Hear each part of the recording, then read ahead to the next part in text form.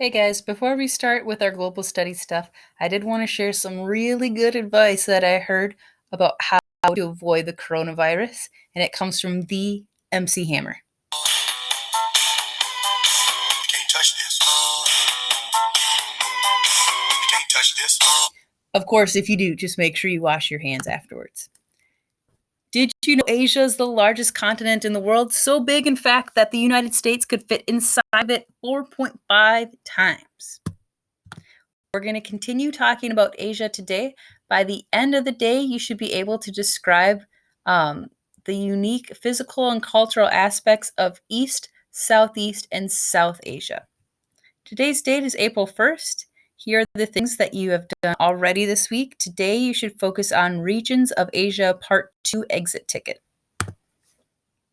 This is where I'd normally say turn and talk to the person next to you while I hand out some papers, but we're going to continue adding on to those notes. If you have those notes from yesterday, feel free to just add to them.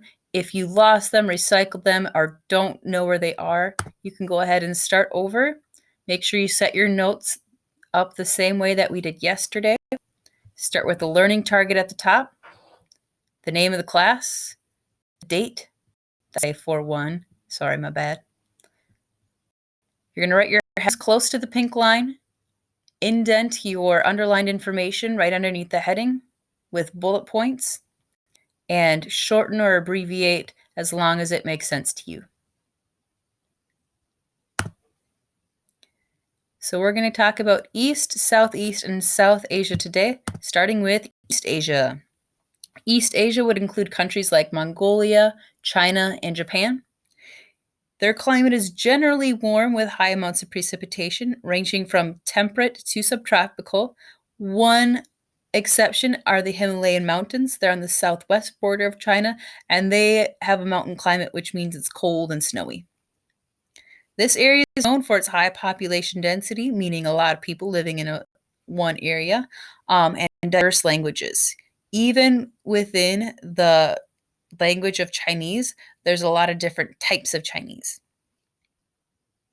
Most of the culture stems from ancient China and the many dynasties that ruled that area. Here are a few of the main dynasties. We'll talk a little bit about this later on when we talk about the Great Wall of China. The most popular or predominant religion is Buddhism, which aims at overcoming suffering by following the path of Buddhahood. Through the cycle of death and rebirth, people who follow the path of Buddhahood correctly will achieve nirvana. And Nirvana is not the band that sings Smells Like Teen Spirit. What they're talking about is Nirvana is the state of when your soul is kind of at peace. And we'll talk a little bit more about this tomorrow. If you need more time to write this information down, feel free to put the video on pause. When you're ready, push play. Southeast Asia. Southeast Asia is made up of many different island nations. If you look at this down here, we'll hide this so you can kind of see. The Philippines would be a good example. A lot of different islands, even within just that one nation. This area is known for its tropical climate, tropical rainforests because they're right along the equator, and many rivers connected to the sea. Due to its location along the Ring of Fire, it's also subject to natural disasters such as hurricanes and typhoons. The Philippines is the most at risk for hurricane because as the hurricanes move across the water, they pick up more speed and power. And because the Philippines is the first piece of land that they hit, the Philippines gets hit the hardest. After the hurricanes hit land, they kind of lose power and speed. People were split up because of the different islands. Each island developed their own language and culture, and as a result, even today, this area has a lot of different cultures because of those islands. If you need more time to write this down, put your video on pause, push play when you're ready. South Asia. This would include countries like Pakistan, India, Nepal. This area is known as the Indian subcontinent. It has a tropical climate, with the exception, of course, of the mountain climate right here where the Himalayan mountains are. Because of this tropical climate, this area experiences wet and dry monsoons. Wet monsoons bring seasonal floods. Dry monsoons bring seasonal drought.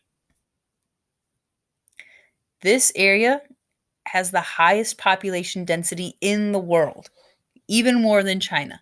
When we think about China, we usually think of like the big cities there, and that's extremely true for the eastern part of China. But if you look at this West China, there's not as high of a population density. If we look at India, there's like people living all over the place. They don't really have a whole lot of land like Western China does. A majority of people that live in this area are Hindu. They believe in multiple gods, but they do have one true god. His name is Brahman. Hindus also believe in karma or reincarnation. We'll talk more about this tomorrow as well.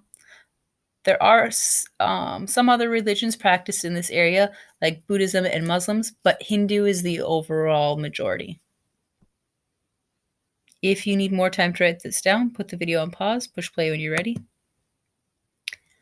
That's it for notes. Here's what you need to finish today. Review the notes to complete them review the video to complete the notes if you need to. Use the notes to complete the Google form Asia Overview Questions Part 2. The notes will not be graded, but the form will. If you have questions, be sure to message me on Schoolology, email me, or you can text 304-853-0426.